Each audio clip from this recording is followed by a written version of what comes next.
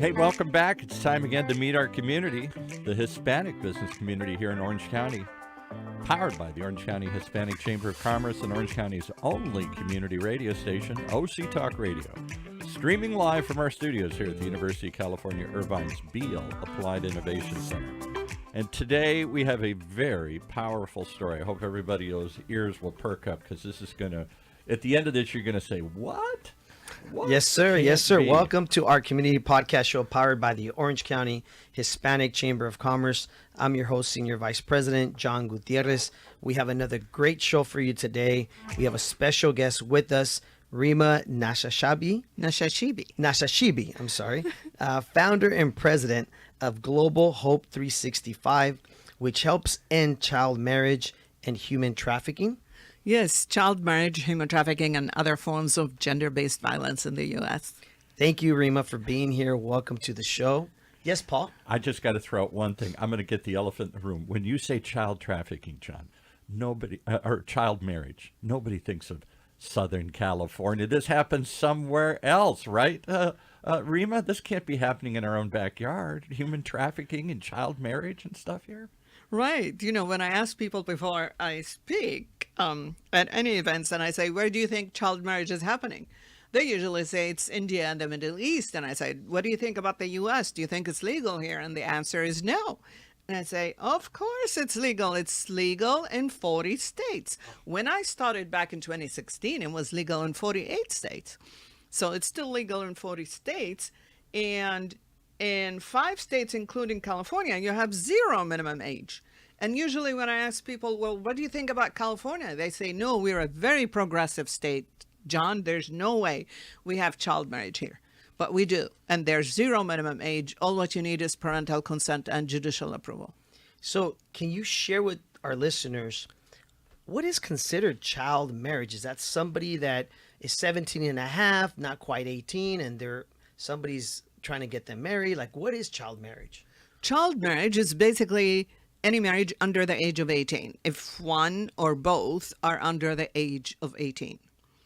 So just to give you an idea about the numbers here, both globally and in the US, because it's going to blow your mind. So in the world today, we have 850 million women and girls that were married before the age of 18. 150 million. 850 million that have women and girls that have been married before the age of 18 up to today. And then we have 12 million under 18 that get married globally. So you have the 850 that have historically married before the age of 18 up to today. And then you have 12 million that marry on an annual basis under the age of 18. Wow. Yes. And what ages are they getting married at? Because I grew up listening to the stories of Elvis in the South and Jerry Lee Lewis, who famously married his 13-year-old cousin and caused a controversy. Is it that young, or 13, 14, or are these just girls that are 16, 17 or something? I don't know why that sounds less worse, but the younger it is, the more horrified I get. Are they marrying girls off at 12, 13, 14? Let me tell you Sherry Johnson's story. Okay. She please. was married off at 11. Oh. So Sherry Johnson in Florida, 11. Wow. Sherry Johnson in Florida was repeatedly raped by a deacon parishioner in her church. At 11, she got pregnant. So child welfare was going to conduct an investigation. I'm just giving you the short version. So the church and the parents got together and they married her off to the 20-year-old rapist. At the age of 18, she found a friendly attorney who can get her a divorce. Because remember, you cannot sign a contract until you're 18. You cannot vote until you're 18. You cannot go to a tanning booth until you're 18. Really? You cannot drink until you're 21, but you can get married at 11. I mean, what kind of a... That's promoting pedophilia. If you let's call a spade a spade. Wow. This is pedophilia. So by the time she found that friendly attorney, she had 7 kids. So John, 11 to 18, 7 kids. Did she have any time to go to school? Was she isolated from society? Of course, because she didn't go to school. I mean, at 11, you can't drive a car, you can't rent your own apartment, you can't leave. Unbelievable. And when you have such a discrepancy, a differential in age, 87%, excuse me, are at a higher risk of domestic violence. So when they go to a shelter and they're under the age of 18, shelters will not accept them because of liability. And they say you need to go to a runaway shelter. You can't go to a runaway shelter because they're married and have kids. You can't go to your home because it's your parents who coerced you into this marriage. So the resources are not there. The support system's not there. No. And I mean, you allow them to marry, but they can't get a divorce until they are 18. And is this cultural for certain groups? We picture the South, I'm sorry to say. No, it happens everywhere. It happens everywhere. In every state, every religion, every culture. Wow. Let me tell you the story of one of the child marriage survivors we work with, Dawn Tyree. Her parents split. Her father remarried. They've already paid for a year worth of tuition at a private school in Oakland, Northern California. And they wanted to go out of state to start a business. So the stepmom left one of her friends who was 32 with the 11-year-old. So you can already tell the story. 13, she was pregnant. Wow. And so they left her with this 32-year-old man. And so they forced her to marry him. So she got pregnant. They called them because otherwise they would have been charged with child endangerment and child abandonment. Wow. The other story is Genevieve Myers. She was molested and got pregnant from a neighbor who was 40. She was 14. Initially, the mother called the police, but then she said, poor guy, if he goes to jail, he's divorced and has kids, he's going to lose his kids. What about your daughter? Yeah. And so, yeah, when we were even at a university campus here to raise awareness, this young lady came to me and she said she was raped at 14, and it's the first time she talks about this in 10 years.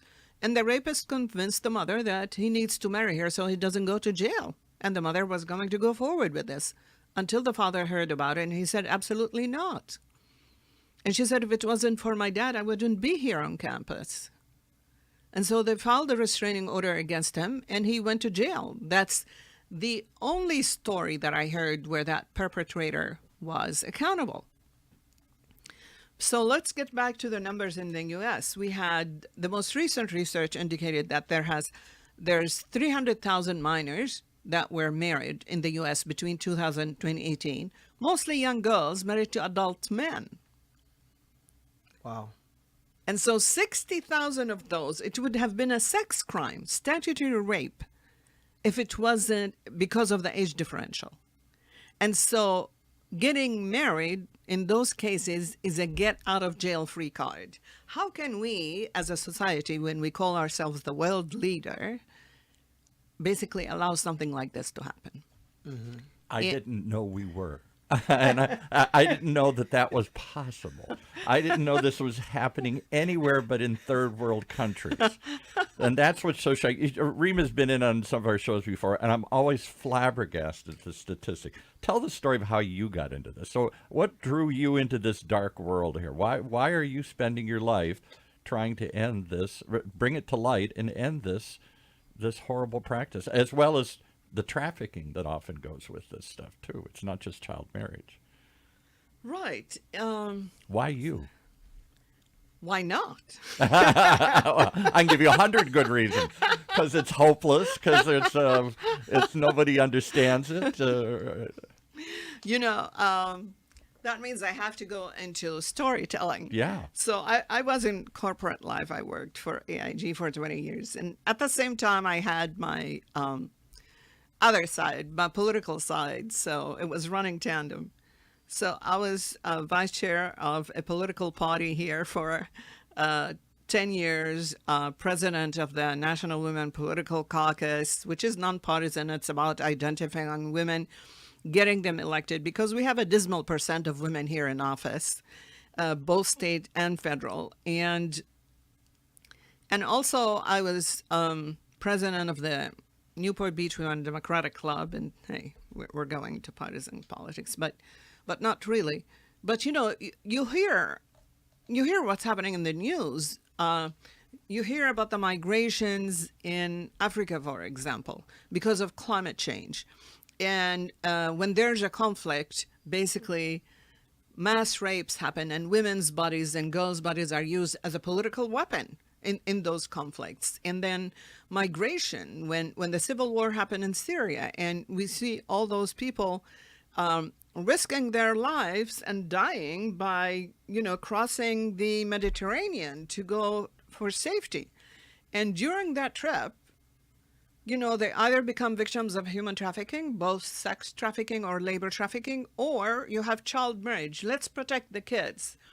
And so I was always complaining about this until a friend said, Rima, stop complaining and do something about it.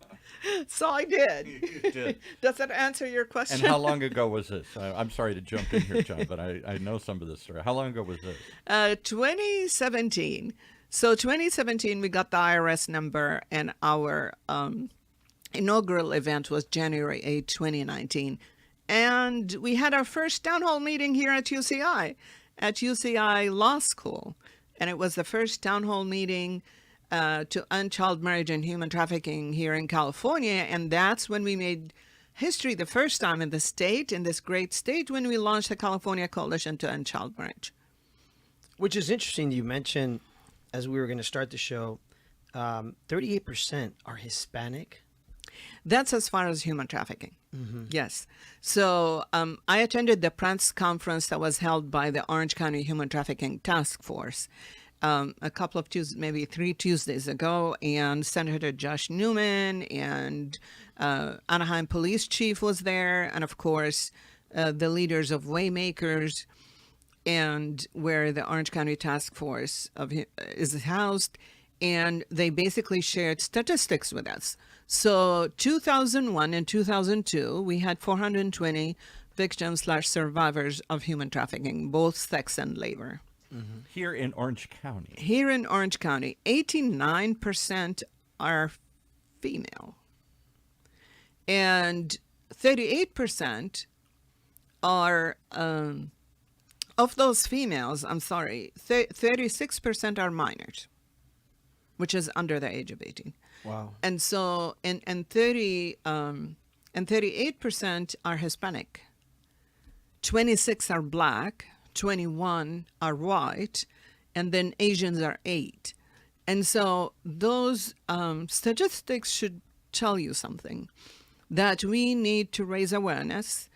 We need to basically provide economic opportunities.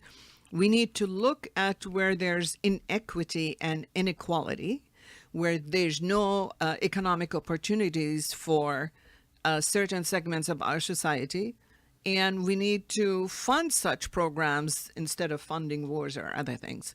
But so we need to fund these economic opportunities, because the root cause of this problem, because the research was done with victims of sex trafficking, and they were asked, would they have gone into another work in order to, and they said, who in their mind would, I've never, when I said I'm going to be a prostitute or I'm going to sell myself.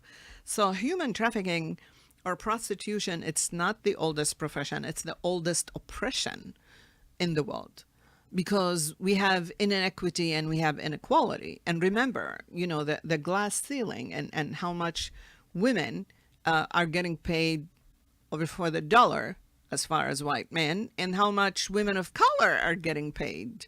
I've heard figures 54% to the dollar that a white man makes for women of color. And so we need to provide the economic opportunities, the education, because if we have economic opportunities, that these are the red flags of human trafficking, both labor and sex trafficking, then we will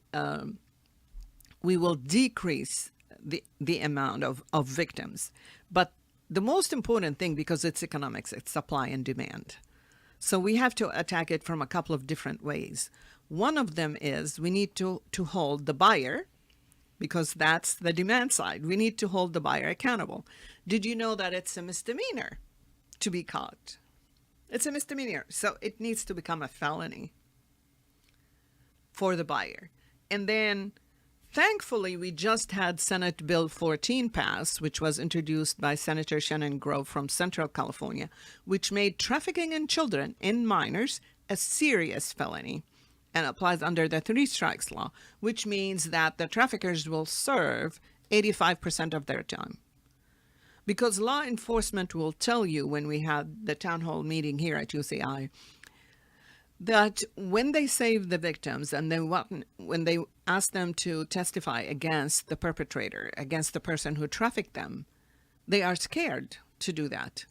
Because as we mentioned, I wonder if we mentioned that 85% of the victims here in Orange County, the 420, were U.S. citizens. Because one of the myths that people believe in, that sex trafficking, it's all these foreign women We're that bringing them in from somewhere else, and if we just shut the border down, it all goes away. Yes, thank you. Yes, absolutely. But it's not. Because as far as Orange County, it's 85% are U.S. citizens. But in U.S. as a whole, it's between 85 to 90% that are U.S. citizens. And so, no, it's not foreign women that are brought here. So we need to raise awareness in the schools. We need to go into our middle schools, into our high schools, because they send peer recruiters into our middle school and high school, which means we have a victim of sex trafficking who's in middle school.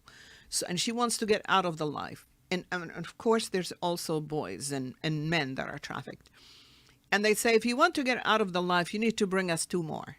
And then 2 more. And she goes and brings 2 more of her friends from school. This is your high school. This is your local middle school. This is in your neighborhood, everybody listening here. This is not just in some poor community, and it can't be in Newport Coast or whatever here. I mean, they're recruiting kids all over the place. Let me interrupt you real quick, if you don't mind, Paul, on that. Yeah. Do the numbers show that a big percentage is more in the areas of poverty because of, the fact that, hey, if you're poor, you're hungry. And if you're hungry, you're going to be desperate to do certain things that obviously these bad people are trying to get you to do, as you said, the sex slaves and the human trafficking. Do the numbers show that, yes, like Santa Ana, if it's low income, right, considered low income area, or certain areas, or is it more predominantly where there's ethnic communities? In this case, of course, when you've got maybe, Hispanic communities, in this case, 38% were Hispanic, right? Of the human trafficking, right? Of the human trafficking victims. What do you say about that? Is it more because like you said earlier about in the Asian community, a lot of the massage places and the nail salons, some of them are working to cover the fees or whatever it is. So in reality, they're working not to get paid, but more to pay off whatever they owe, the amount of money to bring them here into this country. Mm-hmm. So in essence, it's a slavery type of Absolutely. labor, right? Yeah. And that's why they call it modern slavery. Modern slavery. Yeah, modern slavery. Mm-hmm. So where are they recruiting from? Everywhere, or just in the desperate parts of town here? I'm going to answer John's question first. Yeah, well, it's the same kind of thing here, right? Yeah. Yes, Paul. I'm the host here, Paul. This is fascinating. Paul's trying to take over my show. I'm sorry, Rima. So basically, the statistics is done based on the calls into the National Human Trafficking Hotline, or the cases that were basically found here in Orange County, and they were provided trauma-informed services or referred to law enforcement. So we won't know about these cases until they're referred or until they call the hotline. And the so you're saying, to your point, it's after the fact. That's why after a the lot fact. of the funding is going to after the fact. And what you said earlier is you're more about prevention. Yes. There needs to be more investment in the Into- prevention side, not after the fact. Yes, I asked one of our volunteers or one of our interns to do research about how much, let's say, federal money goes into prevention, and it was 4.5%. And most of the money goes into services. Well, I think it's lopsided. We need to put more money into prevention, because if you go through that trauma, whether it's labor trafficking, sex trafficking, child marriage, that trauma will never leave you for the rest of your life. So, quick question on that. In a perfect world, if I'm the guy making the decision where all the money goes, what area would you say in prevention you feel or you've seen, that would help? Like, in what sense? What's the vision as far as prevention? Okay.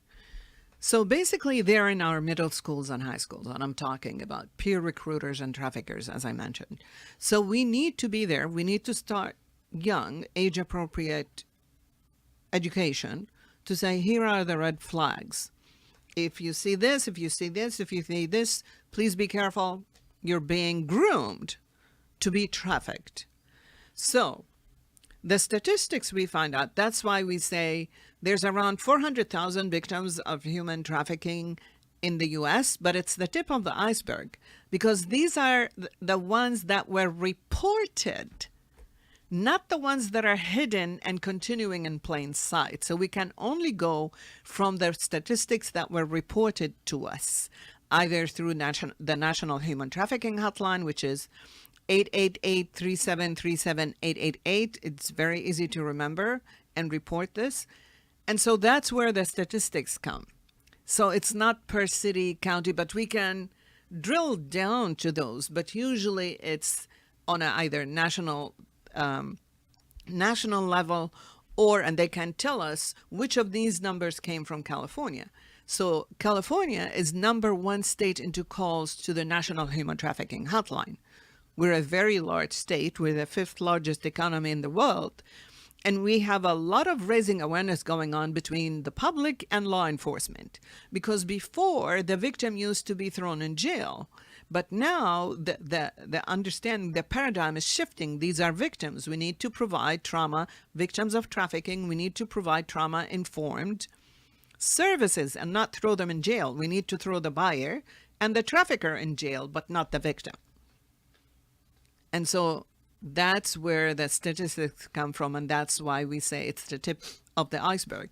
And Sergeant Juan Rivelas, who retired from Orange County Human Trafficking Task Force, told me only 10% is on the street. The rest is in the hospitality industry, hotels, motels, home brothels, massage parlors. So that's why we say hidden in plain sight. And you need to keep your eyes and ears open, basically, when you leave the house and come into the house and look and see what's happening around you and the houses next door, because you never know who's next door. I think or a lot what of is happening next yeah, door. I think a lot of it has to do with, like you said, not providing enough education, right, at a young age, because then it's too late, right? If Right. they've already been groomed and, Right. or like you're saying, the internet, right? I mean, it's just plays Thank such a huge you. role, right? I'm glad you mentioned the internet, because right now, most of the recruiting by the traffickers is happening on the internet or is online. And it's through all kinds of social media. So it's social media, game rooms, chat rooms, everywhere online. And they groom them, which means they send money to get to know them. And they go after the kids that have either self-esteem issues, either lonely, or they feel they're not loved, or they're foster kids, they're throwaway kids, they're runaway kids. Those kids, they go after them. I mean, they will also tell you that they will stay in cars. I saw research done. They will stay in cars outside of a school, and they'll watch for the girl who's walking alone, because they know then there's a low self-esteem issue. Then she's not part of a crowd. And they approach them and they get to know them, and they provide them with gifts, and they provide them with luxury items. And then they'll say, if you love me, you will do this for me. I'm on a call every Friday from 11:30 to 12 with staffers from the Hill. Sometimes we have speakers, and one of the speaker was a mother who didn't know that her 13-year-old son was trafficked off of Twitter until her niece called her and said, "My cousin wants to commit suicide." Wow. Because that will get us into sexting and sextortion. So sexting is when you're sending and receiving nude selfies. And this is a fad between teens and young adults. But this will expose you to bullying, to exploitation, and also legal ramifications, which will get to sextortion. And that's when someone is going to use that to threaten you, either for monetary purposes or to ask you to do more things. And in this situation, he exchanged nude selfies with what he thought on the other side was a cute young girl his own age. It was a 45-year-old man, 45, 50, I forgot the age. And then that man asked him to meet in person, but he thought it was a cute young girl. And they met him, and then he forced him to have sex with man. And when the young boy wanted to leave, he told him, "See that video I made of all those selfies you sent me? They're going to go to everyone in your school if you leave." Of course, he didn't believe him, and it went to everyone at his school. And you know how peers can be very brutal to each other. And that's why he wanted to commit suicide. So parents need to be very vigilant about their kids and young adults' use of computers. And they need to know which websites they're visiting. 62% of parents do not monitor their kids' website use after the age of 14 yet. Almost 72% of missing kids due to human trafficking are between the ages of 15 and 17. So as parents, and one such crusader against human trafficking is the San Diego County District Attorney. They did research to answer your question, Paul, and they found out that human trafficking was in all the high schools that they did the research, and human trafficking was in all the high schools. So they teamed up with Three Strands Global Foundation, and Samar Stefan, the DA, basically introduced human trafficking prevention program in all the public schools in San Diego because of that. Wow. So it's not just the poor schools, the desperate kids. It's kids with low self-esteem, no friends. They think nobody loves them. They're lost. They're on the fringes, and these predators pick them up, recruit them, and then use them to make money off of or to bring others into the fold. Well, and it seems like every story you told today has to do with somebody owed somebody something. That was the commonality, right? So because you were, whether you're hungry or you're someone is greedy and they want to basically use another human being to get rich. Exactly. Or, use them or abuse them or exploit them. Exploit them. I'll give you an example of one of the cases. As I mentioned, we're only in raising awareness, education, prevention. But because our name, Global Hope 365, is getting out there within the community, a case was referred to us. It was labor trafficking, what we call domestic servitude. This woman was brought, and they're all, the perpetrator and the victim are from the same country. So they brought her here to be a domestic servant at the daughter's house. And they told her they're going to pay her $2,500 a month. She comes in here, they take her cell phone, they take her passport, they don't pay her anything, and they say, if you want your passport back, you need to pay us $1,500 back, which is the price of the ticket. So needless to say, that case that came to us has been referred to the county deputy DA in LA County, because it happened in LA County, who's responsible for human trafficking. It's an open case. The other case, it was a DHS agent that was referred to us through my friend and colleague Maricel Ugarte in San Diego. and it was a Turkish man who was trafficked by a restaurant owner. And so we found him basically the last bed in a shelter that took him. And that's one of the success cases, that he graduated. Now he's in his own apartment. He has his ITIN number, and he can start working. And he wants to go into IT and acting, because in his own country he was in a Coca-Cola commercial. And so, yes, so they're in all school. Let me give you one last example, because I don't know what the time is. We're down to the last minute here. Okay, I was And make sure you share with everybody how they can reach you too, please. Right. How they So connect. I was the featured speaker at the International Association of Insurance Professionals. And after I finished, one of the officers came to me and she said, my niece was trafficked. So the mother was an attorney, the father was a physician. So it happens to everyone, not just poor people. And the parents are here in LA. She was studying in Georgia, and they went at her with a classic scenario. You're so beautiful, we're going to make you a model. And then they get trapped at the interview and put into sex trafficking. So it can happen to everyone. One example that I was told about was a young girl whose friend in school said, you know, my dad and I will take you home. And she said, no, let me call my family. And she said, by the time you call them, we would have taken you home. The parents haven't seen her for 6 months because it wasn't the father of that friend who took them.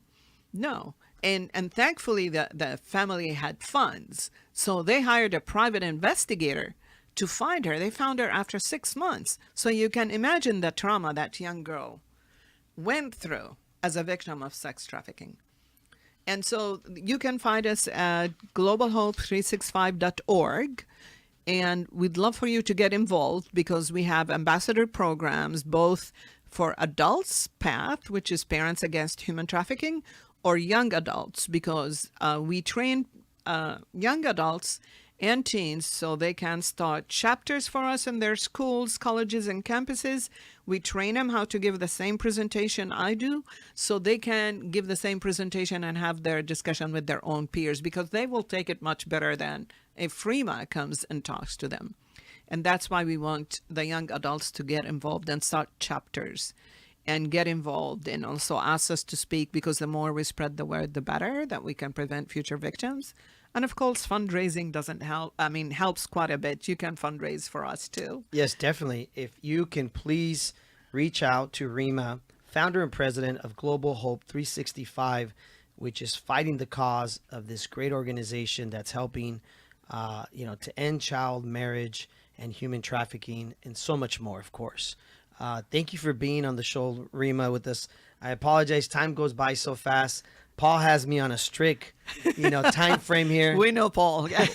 And we can only take so much of this. Really, at some point, it's just so overwhelming. It's so hard to fathom that this is right here, all over Orange County and elsewhere, that these people are preying on our kids and are. But it's the reality, Paul. It's the right? reality. Yeah. And Yes. we must face the reality that we have to, provide more education. The like Rima economic said. opportunities. Yes, raise for all. awareness, Yeah. prevention, education, Yes. so we can help stop the trauma, which is Yes. what Rima talked about today.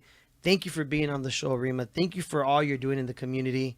We really appreciate what you're doing. Thank you for having me. It's a privilege to be here. Thank you. Take it away, Paul.